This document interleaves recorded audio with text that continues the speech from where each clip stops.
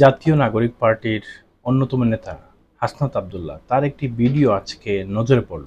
তিনি তার নির্বাচনী এলাকায় গিয়ে জনসাধারণকে বলছেন, আপনি কোনো ধরনের রাজনৈতিক বিভাজনে জড়াবেন না। দেখবেন আপনি আপনার তৃণমূলে বিভাজনে জড়াচ্ছেন, অপরদিকে দেখা যাবে নেতারা যারা উপরে আছেন তারা ম্যানেজ করে চলছেন। তার এই বক্তব্যটি অত্যন্ত গুরুত্বপূর্ণ। তিনি আসলে কাঁধে হাত রেখে তার ভোটারের, অত্র এলাকার ভোটারের কাঁধে হাত রেখে তিনি বলছেন যে ভাইয়েরা আপনারা সংঘর্ষে জড়াবেন না যে কোনো বিষয়। এটি অত্যন্ত গুরুত্বপূর্ণ একটা বিষয়। আপনারা দেখবেন নির্বাচন আসলে বা নির্বাচনের দিন কেন্দ্রে মারামারি কারা করে? সমর্থকরা, কর্মীরা, এর বাইরে তো কেউ না। নেতারা তো তারা বাসায় বসে থাকে, কিংবা এই যে ক্লান্ত হয়ে গিয়েছে, এতদিন তারা পরিশ্রম করেছে, ভোটারের কাছে কাছে গিয়েছে, এজন্য তারা বসে থাকে আর মারামারি করে সমর্থক এবং কর্মীরা। আপনার পছন্দের প্রার্থীকে আপনি ভোট দেবেন, এটা এতটুকুই বাঞ্ছনীয়। আপনি অন্যকে বুঝাবেন, সেটাও যায়, কিন্তু আপনি অন্যের ভোট জোর করে আপনার পছন্দের প্রার্থীকে দেবেন, এটা উচিত না। এজন্য আমাদের নিজেদের মধ্যে পরিবর্তন আনতে হবে। নিজের নৈতিকতা সম্পূর্ণ মানুষ হিসেবে নিজেকে গড়তে হবে।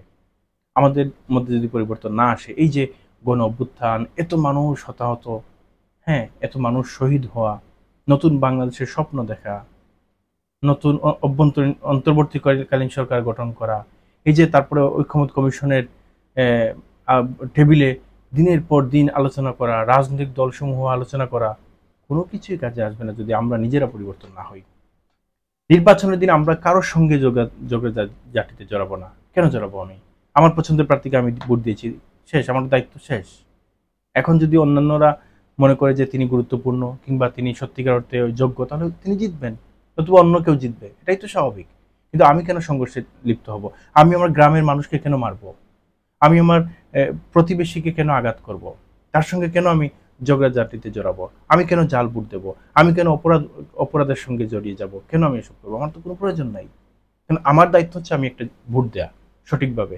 আমি আমার সঠিকভাবে আমার দায়িত্ব পালন করব। এর বাইরে আমি কিছু করব না। এর বাইরে অপরাধ কর্মকাণ্ড কিছু করলে সেটি হবে অপরাধ, আর সেই অপরাধের দায় দেখবেন আপনার ঘাড়েই পড়বে। কোনো নেতা এসে সেটা খণ্ডাবে না। এটাই বাস্তবতা।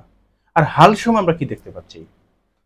আওয়ামী লীগবিহীন এই মাঠে, রাজনৈতিক মাঠে, প্রার্থীরা নিজস্ব পরিকল্পনা কিংবা ভোটারের কাছ থেকে তাদের চাওয়া পাওয়া বিষয়গুলো জেনে পরিকল্পনা তাদের উপস্থাপন করা, কিংবা তাদেরকে কিভাবে এই পরিকল্পনাগুলো বাস্তবায়ন করে, এগুলো না বলে বিরোধী দলীয় প্রার্থী কিংবা বিপক্ষ বা প্রতিপক্ষ প্রার্থীর বিরুদ্ধে বিষেধাগার চলছে বেশি। যে যিনি প্রার্থী, তিনি তার নিজের সম্পর্কে জনগণকে না বলে, নিজে কি করবেন সেই পরিকল্পনা উপস্থাপন না করে, তিনি যদি বিজয়ী হন তাহলে জনগণের কাছে কিভাবে থাকবেন, জনগণকে সঙ্গে নিয়ে কিভাবে কাজ করবেন, এগুলো উপস্থাপন না করে, হ্যাঁ, তিনি কি করছেন? সারাক্ষণ ওই প্রতিপক্ষ প্রার্থী এবং প্রতিপক্ষ প্রার্থীর দল, প্রতিপক্ষ প্রার্থীর প্রতীক এবং প্রতিপক্ষ প্রার্থী কোথায় খাচ্ছে, ঘুমাচ্ছে, কি করছে, এবং তাদের বিরুদ্ধে লাগাতার সমালোচনা। কিন্তু কেন? এটা নির্দিষ্ট কোনো দল কিংবা নির্দিষ্ট কোনো ব্যক্তির কথা বলছি না। আমি প্রতিপক্ষ বলতে একজন অন্যজনের প্রতিপক্ষ বলছি। সকল দলই এটা করছেন, কেউ কম আর কেউ খুব বেশি। এটা হচ্ছে, আমরা দেখতে পাচ্ছি একজন প্রার্থী, তিনি তার পরিকল্পনা এবং নিজের বায়োডাটা উপস্থাপন না করে তিনি প্রতিপক্ষ প্রার্থীর বিষাদাগার কিংবা তার দোষ ত্রুটি খুঁজে খুঁজে তাকে জনগণের সামনে উপস্থাপন করছেন। তিনি কোথায় কি বক্তব্য দিয়েছেন, কখন কি খেয়েছেন, কখন কার সঙ্গে চলেছেন, এগুলো বলে বেড়াচ্ছেন।